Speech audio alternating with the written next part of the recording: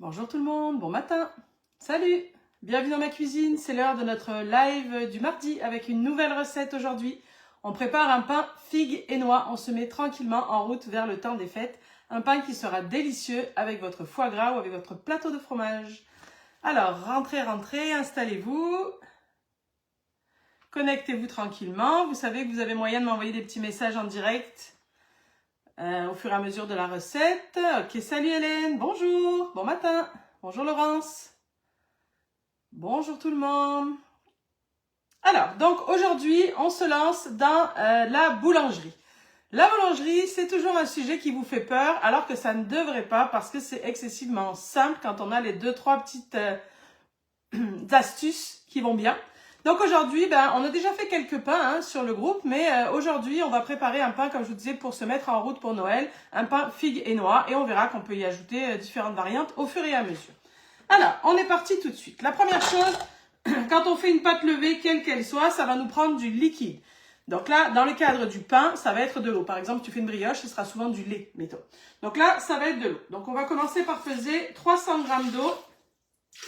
On y va par à coup pour pouvoir maîtriser notre pesée. Voilà, 300 g d'eau. Ensuite, il va falloir ajouter notre levure, puisque quand on fait de la boulangerie, on fait de la pâte levée qui doit fermenter. Donc je vais la mettre et pendant la première étape, on va en parler. Donc vous voyez ici, une cuillerée à thé de levure sèche. Je m'applique à la mettre bien dans le liquide et à pas le mettre sur la lame pour être sûr que ma levure va pouvoir être activée correctement. Je referme et là je vais venir programmer 3 minutes. À 37 degrés, je vais vous expliquer pendant ces 3 minutes-là. 3 minutes à 37 degrés à faible vitesse. Qu'est-ce qu'on est en train de faire? On est en train de réveiller la levure, d'activer la levure. 37 degrés, c'est la température parfaite pour ça. Donc, on va reprendre du début.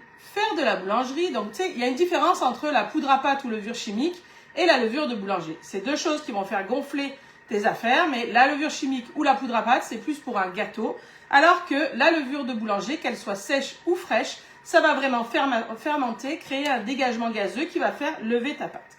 C'est l'ingrédient clé de ta recette. C'est l'ingrédient clé, mais il ne faut pas te stresser avec ça. Avec les astuces qui vont bien, ça va se passer super tranquillement. Donc ici au Québec, on utilise beaucoup plus de levure sèche que de levure fraîche. Et la levure sèche que nous avons au Québec est bien plus efficace que la levure sèche que l'on avait en Europe. On n'utilise presque jamais ça de la sèche. D'abord parce qu'on a de la fraîche à portée de main dans toutes les épiceries, dans tous les supermarchés. Quoi qu'il en soit, que vous soyez ici ou là-bas, la première chose à faire, c'est mettre le liquide et rajouter votre levure. Si c'est de la sèche, c'est une cuillerée à thé. Donc à thé, ça veut dire café en Europe, là, mais une cuillerée à thé légèrement bombée. En Europe, pour une recette de base comme aujourd'hui, un 500 g de farine, un demi-cube de levure fraîche sera suffisant. Concernant la levure sèche, on la conserve au réfrigérateur. Elle aura une durée de vie bien plus importante parce que ce soit la fraîche ou la sèche, la levure réagit aux modifications de température. Dans le bon sens, comme ici, l'activation à 37 degrés. Et dans le mauvais sens, il faut faire attention parce que s'il y a trop de variations de température, tu sais, la levure sèche, on pense que ça se garde dans le placard et que tu vas pouvoir garder ça éternellement. Mais si tu gardes ça, tu sais, l'été, il fait 30 degrés, l'hiver, il fait 5, c'est près du lave-vaisselle, il fait chaud, ça monte, ça descend dans ta levure, elle est à moitié réveillée, à moitié endormie, à moitié réveillée. Quand tu vas t'en servir, elle sera moins efficace.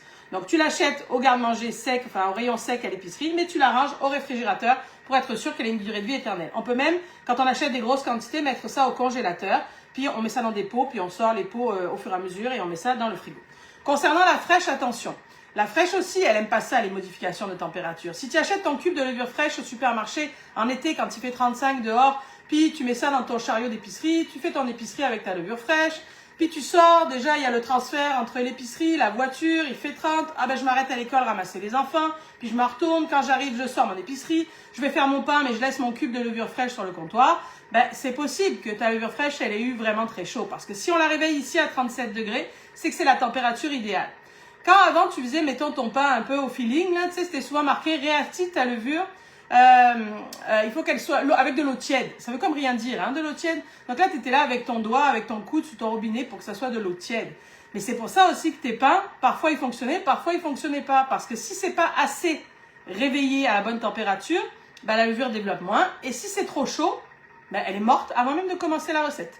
C'est sans même parler d'ébullition, là. Je veux dire, mettons à 55 ou 60 degrés, ta levure elle est morte certain. Là. Elle sert plus à rien, tu fais toutes tes étapes, il y arrivera rien. Donc je ne vais pas vous stresser avec ça, je veux juste vous dire que le liquide, la levure dans la bonne quantité, parce que c'est pareil, si tu en mets 3 fois plus, ça donnera rien. Hein. Tu vas débalancer toutes les étapes derrière.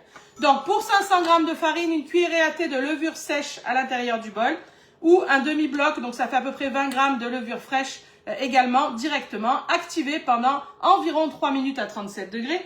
Pourquoi environ? C'est parce que selon la température de ton liquide, ça peut être plus rapide ou plus long, mais en général, tu mets 3 minutes, puis ça marche à tous les coups. Si tu es pressé, tu peux arrêter avant, quand tu vois que le 37 est atteint. C'est bon concernant la levure? Ok. Vous savez que vous pouvez m'envoyer des messages. Hein. Je vois vos questions. Si vous en avez, n'hésitez pas. Si je les manque, vous pouvez les remettre autant de fois que nécessaire jusqu'à ce que j'ai réussi à les placer ou j'y réponds par la suite. Donc, quand on fait du pain, quel qu'il soit, on doit activer la levure. Ça, c'est fait. Qu'est-ce qui se passe dans le bol? Rien de spécial. On voit encore un peu les grains. C'est beige. Ça commence à sentir un peu la fermentation, mais c'est correct. On a atteint notre 37. L'étape suivante, n'importe quel pain ou pâte levée qu'on va faire, ça va être de rajouter la farine, toujours en premier. Donc en général, pour un 300 g d'eau, n'importe quel pain que tu vas faire, il y aura un 500 g de farine qui va se rajouter là. Aujourd'hui, on parle de pain classique de boulangerie basique. Donc c'est de la farine normale, la farine à pain, la farine... Tu sais, on commence pas à faire de la farine de sarrasin ou la farine de seigle, ça c'est d'autres explications. C'est des pains classiques dont je vous parle aujourd'hui. Une fois que tu as mis ta farine, il va falloir ajouter du sel. Que tu fasses un pain sucré ou un pain salé, ça prendra toujours du sel. Aujourd'hui, je vous rappelle qu'on fait un pain figues et noix. Donc, c'est plutôt un pain salé qui va aller avec les plateaux de fromage ou avec le foie gras. On va venir ajouter, en général, la proportion, c'est une cuillerée à thé de sel. Donc, à thé, ça veut dire café hein, pour l'Europe. Une cuillerée à thé de sel pour 500 g de farine et pour 300 g d'eau. Avec ça, tu fais n'importe quel pain. Donc là, ma cuillerée à thé, je fais attention de bien la placer dans la farine et non pas, c'est des fois, selon comment tu mets ta farine, ben, il y a le liquide qui est sur le côté puis la farine en haut.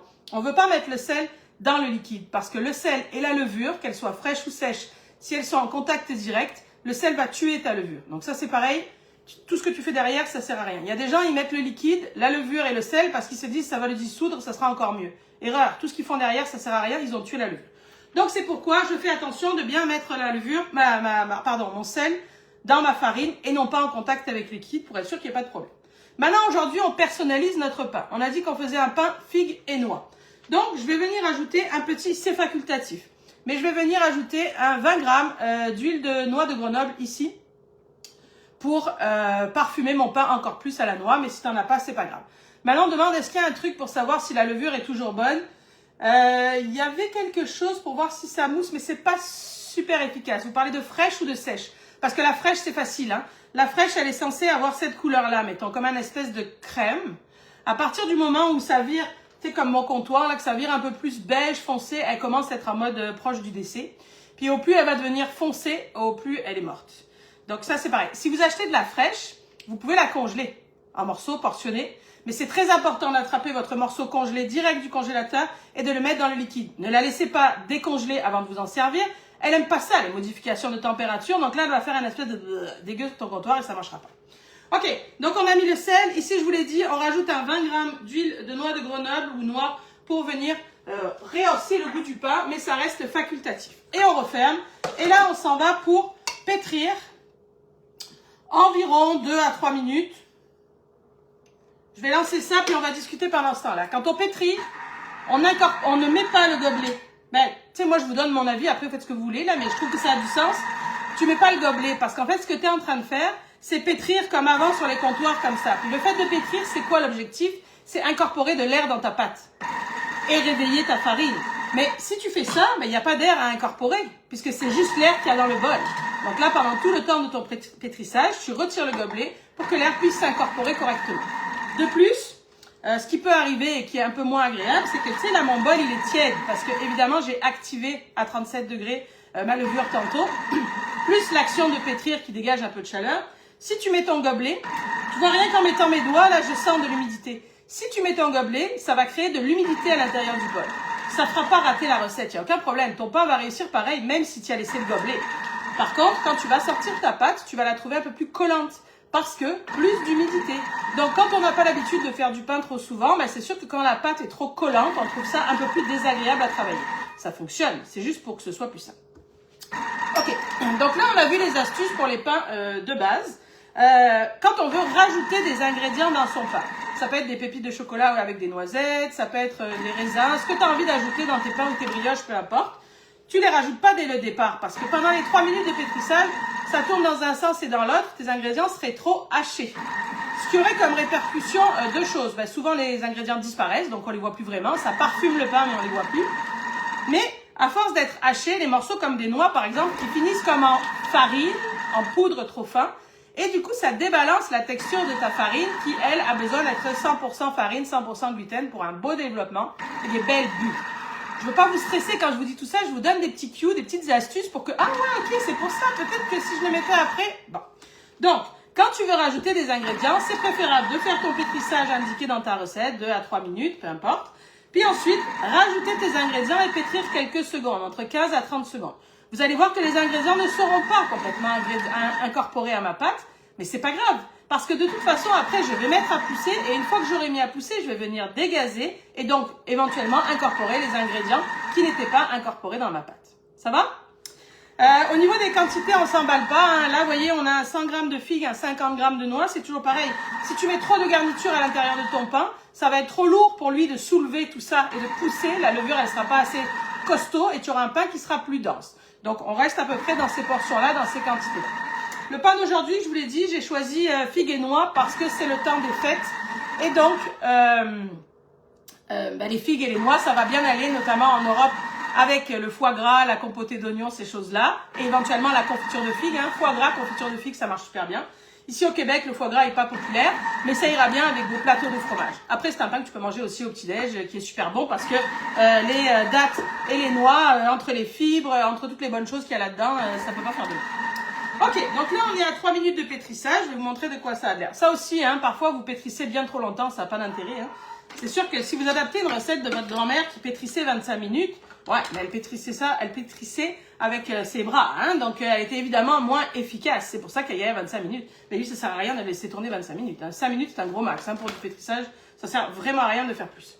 Donc là, on voit qu'on a une pâte qui est pas trop mal.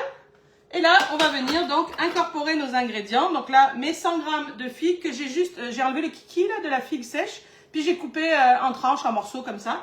Je viens placer ça à l'intérieur de mon bol et j'ajoute mes 50 g de noix de Grenoble.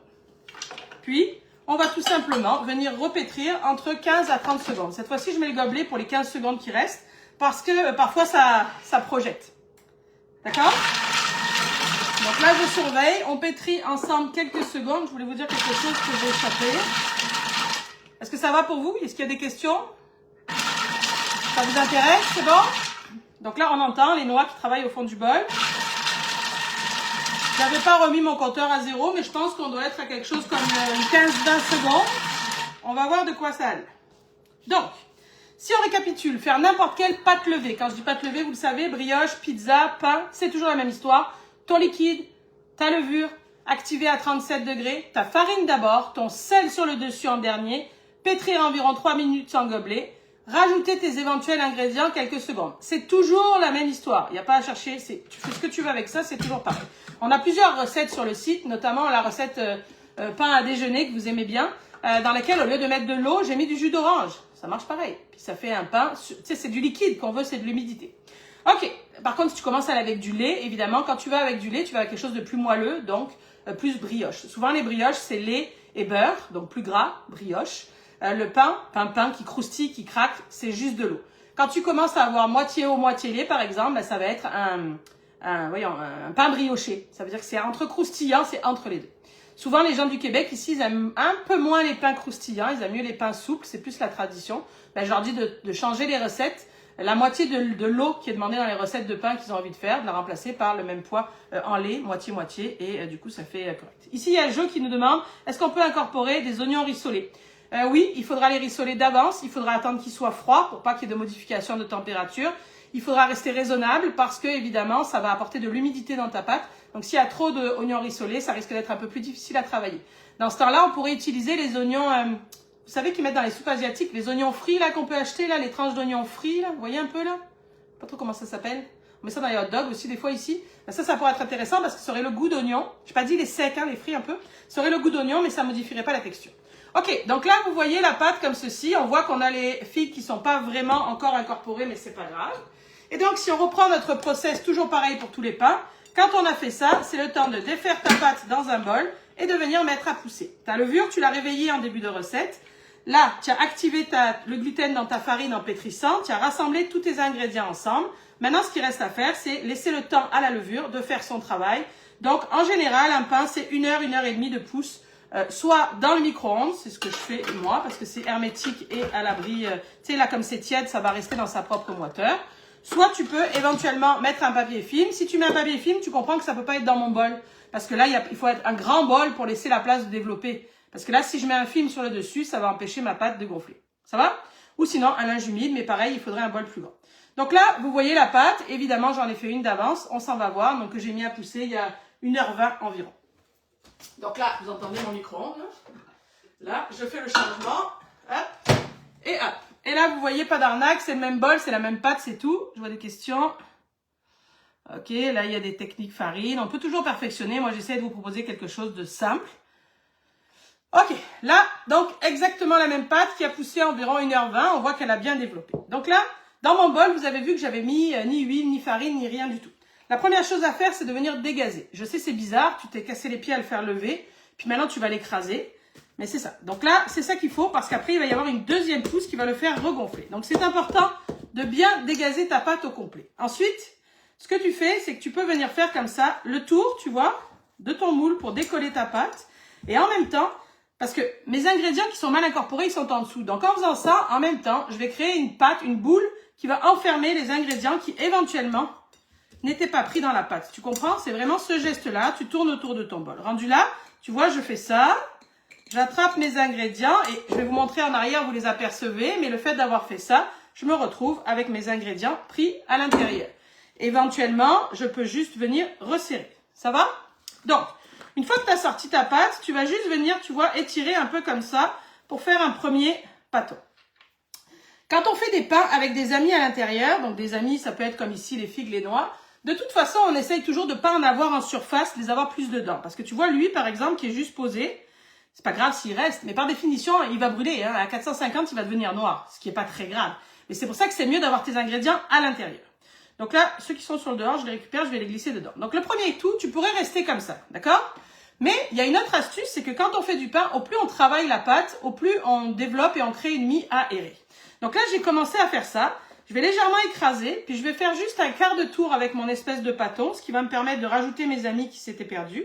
Puis là, je vais juste venir plus ou moins étirer, rouler en escargot ma pâte. Tu vois? C'est pas compliqué, hein? Je fais juste ça. Vous constatez que j'ai pas de farine sur mon comptoir. Ma pâte adhère légèrement à mes mains, mais je suis capable de travailler.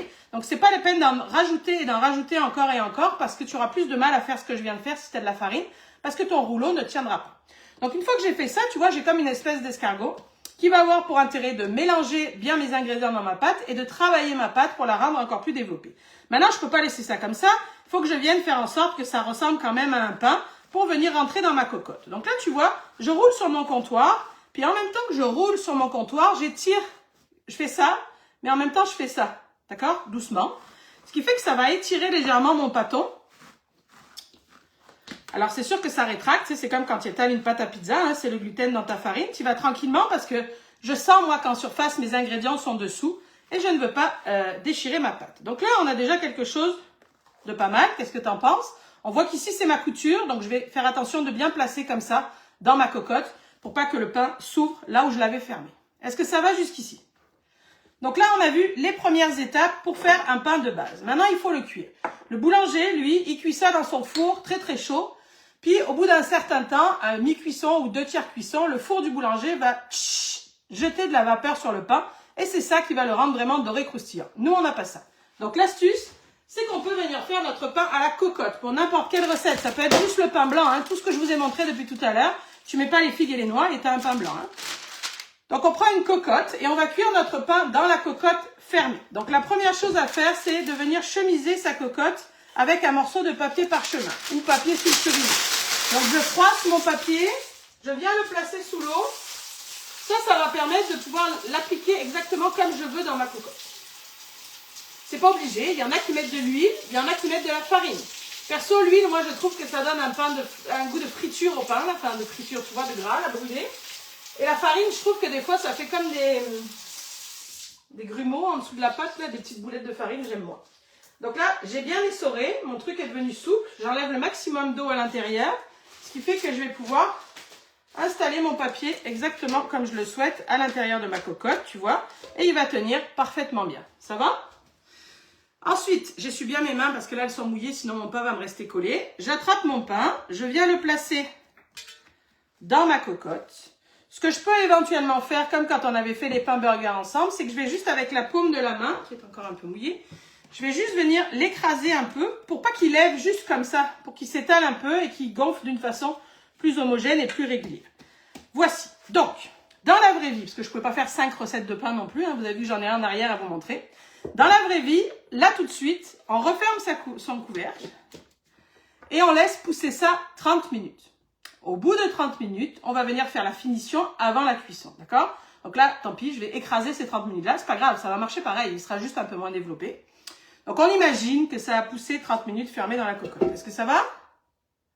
Posez vos questions, hein, n'hésitez pas. Hein. Donc là, admettons que ça fasse 30 minutes, donc il aura levé un peu, mais il ne sera pas devenu énorme, hein, il aura levé.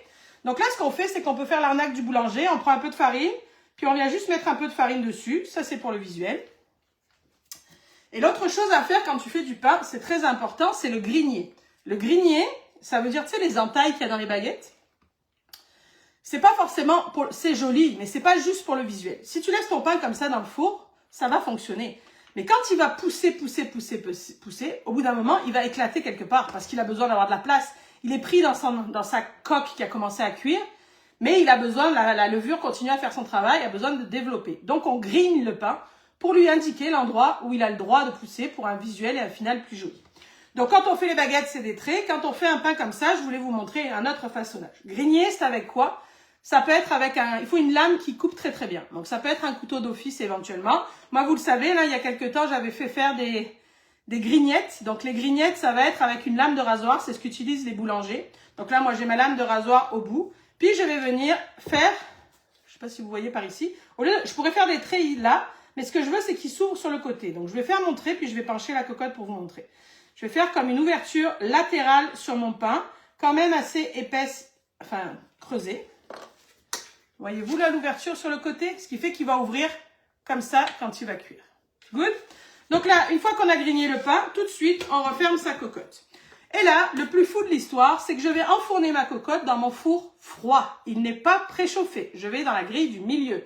Four froid, j'enfourne ma cocotte et je vais programmer à 450 degrés Fahrenheit, 230 degrés Celsius, sans convection, c'est pas nécessaire, pour 43 minutes. Qu'est-ce qui va se passer? La cocotte est dans le four au milieu. Au fur et à mesure que le four va monter en température, la levure va continuer à faire son travail. Dégagement gazeux, gonflé, donc humidité dégagée. Cette humidité, elle va se coller sur le couvercle de la cocotte. Tu comprends? Et quand le four aura atteint sa température de cuisson, puisque je vous l'ai dit, le boulanger cuit les baguettes très très chaud, donc on a un 450 ici. À ce moment-là, cette humidité-là qui est sur le couvercle va représenter le fameux psh de vapeur que le boulanger avait dans son four. Et c'est ça qui permet, quand on fait les pains, notamment, on appelle ça des pains cocottes, d'avoir toujours des pains avec une belle mie bien croustillante et bien dorée. Ça va? Donc, dans le four froid, pour 43 minutes à 450 Fahrenheit, 230 degrés Celsius. Au bout d'une demi-heure, ça va commencer à sentir la tartine grillée, la tartine brûlée. Panique pas, c'est normal, ça commence à sentir le pain en fait. Puis, tu te rappelles, pour peu qu'il y ait des ingrédients comme ici les figues ou quoi qui soient un peu tombés dans le plat ou en relief, c'est eux qui brûlent, c'est eux qui sentent le cramé. Laisse sa chance, t'inquiète pas. C'est sûr que selon les fours, ça peut jouer à 3 minutes. Tu sais, je te dis 43 minutes à 450, éventuellement, 2 minutes avant la fin, si tu es stressé, tu peux ouvrir et regarder. Mais tu comprends que si tu ouvres trop tôt, tu vas perdre tout ce concept de vapeur qui va s'échapper. Good? Alors, allons voir de quoi ça a l'air. La grignette, pour info, il y en a encore sur le site. Il n'y en aura plus après. Je veux dire, j'en referai pas faire parce que malheureusement, la compagnie qui faisait ça a fermé. Donc, vous retrouvez ça sur le site. Ça vient comme ça avec 5 lames en cadeau et une fiche recette pour faire un beau pain au César. Alors, allons voir de quoi ça a l'air. Ici, j'ai volontairement laissé mon pain dans mon papier pour vous expliquer. Pas mal, non? Qu'est-ce que vous en dites? La même chose que ce qu'on vient de faire. Oh, qu'est-ce qu'elle me demande quoi? Alors, ça, c'est une bonne question. Sylviane dit température identique pour une cocotte, genre le creuset. Oui. Seulement, c'est vrai, vous avez vu que moi, j'utilise une espèce de rôtissoir. Je trouve ça pratique parce que c'est très léger à manipuler pour ranger, déplacer, tatata. Puis ça garde moins la chaleur parce qu'à 450, la cocotte le creuset, elle est chaude hein, quand elle sort du four. Et c'est sûr que dans la cocotte le creuset, c'est son, on dit style le creuset. Son travail, c'est d'avoir le fond épais pour conserver la chaleur. Donc là, c'est sûr qu'avec un le creuset, les cucus de pain sont un petit peu plus bronzés, un peu plus noirs. Tu vois, là, il est pas mal. Mais c'est sûr qu'avec une le creuset, ça l'est plus. Mais pour répondre à la question, vous changez rien à la programmation. Les grignettes, c'est sur fanelli.com, www.fa2nelie.com, dans la rubrique boutique. Je vous mettrai un lien après. Restons focus sur la finition de notre affaire. Quand les 43 minutes se sont écoulées et que ton four sonne, c'est très important de tout de suite venir, tu vois, comme j'ai fait là. J'ai sorti la cocotte du four, j'ai ouvert le couvercle, j'ai attrapé mon papier parce que c'est chaud et je suis venue poser mon pain sur une grille. Pourquoi? Parce que si tu le laisses dans la cocotte, il va devenir mou et humide. Et même si tu le laisses dans la cocotte avec le couvercle ouvert, il risque d'avoir le cucu un peu plus ramolli. Donc, tu essayes de venir le mettre sur une grille. Donc, j'avais laissé le papier exprès pour vous montrer. Donc là, ça ressemble à ça. Vous l'avez vu, on reconnaît hein, le pli qu'on avait fait. On reconnaît la craque qu'on a fait ici avec notre grignette. Ça fait beau, hein? Puis, t'entends? On a un beau son de pain. C'était vraiment rien à faire. Ensuite, une fois que tu crois que c'est terminé, mais non. Pour faire vraiment le top du top, tu vois là moi je sens évidemment il a le cucu un peu chaud là parce qu'il est juste le matin ici, j'allais pas me lever à 3h du matin, je suis pas boulangère hein, pour faire le pain. Quand on fait du pain, si on est capable, il faut attendre le plus possible qu'il soit complètement froid parce que par définition quand c'est chaud à l'intérieur, la mie est humide et quand tu vas venir couper, tu vas écraser cette mie. Donc si tu veux vraiment avoir des belles bulles et un beau développement, il faut laisser refroidir le plus possible ton pain. Allez, allons voir de quoi ça a l'air, même s'il est encore un peu tiède, il devrait être pas mal. Qu'en pensez-vous?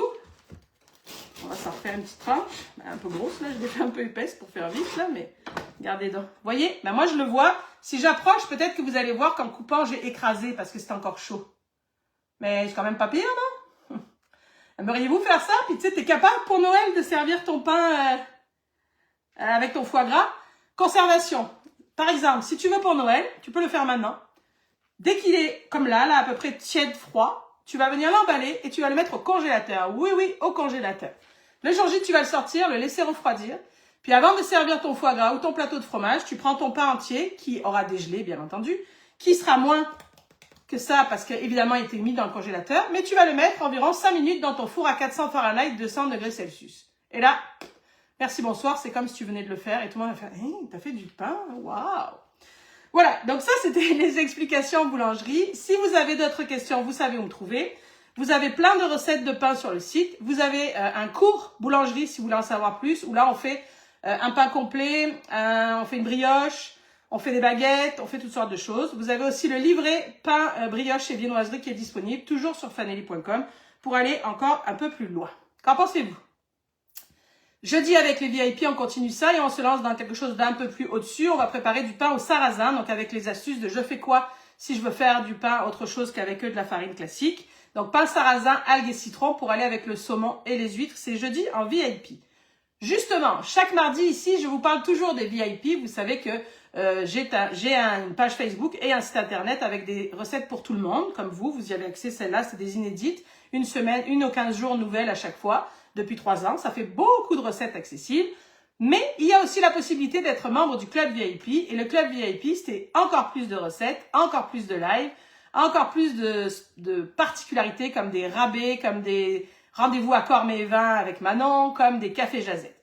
Si vous hésitez depuis un moment et que vous savez pas trop, eh bien c'est le moment ou jamais de rejoindre le club VIP. Vous savez qu'une fois par an, pour le fameux Black Friday ou Vendredi fou, on fait comme quelque chose pour essayer de vous faire découvrir. Normalement, la formule VIP, c'est soit un mois renouvelable, bien sûr, soit 6 mois, soit 1 an. Là, exceptionnellement, il y a une formule 3 mois pour justement voir et découvrir. Vous avez accès à toutes les recettes, même depuis 3 ans passés.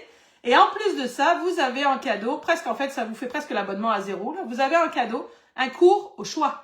Donc, soit brunch du dimanche, soit boîte à biscuits numéro 1, soit avalanche de brioche, soit joyeuse fête, parce que c'est le temps des fêtes. Donc, le cours est offert. Le cours, c'est une vidéo d'environ 2h30, rangée par chapitre recettes et un livret recettes, que vous pouvez, la vidéo, regarder autant de fois que vous voulez. Donc, ça, c'est exceptionnel et c'est jusqu'à lundi soir qui s'en vient, lundi 27. Donc, 3 mois découverte, abonnement VIP. Bien sûr, ça n'est que pour les non-VIP. Les VIP, je vous réserve une surprise jeudi. Plus au fait. N'hésitez pas à m'écrire si vous avez des questions et je vous remercie d'avoir été là ce matin et je vous dis à dans 15 jours 15 jours, on sera vraiment dans le vif du sujet du temps des fêtes et on fera des recettes de Noël. Salut tout le monde, merci beaucoup.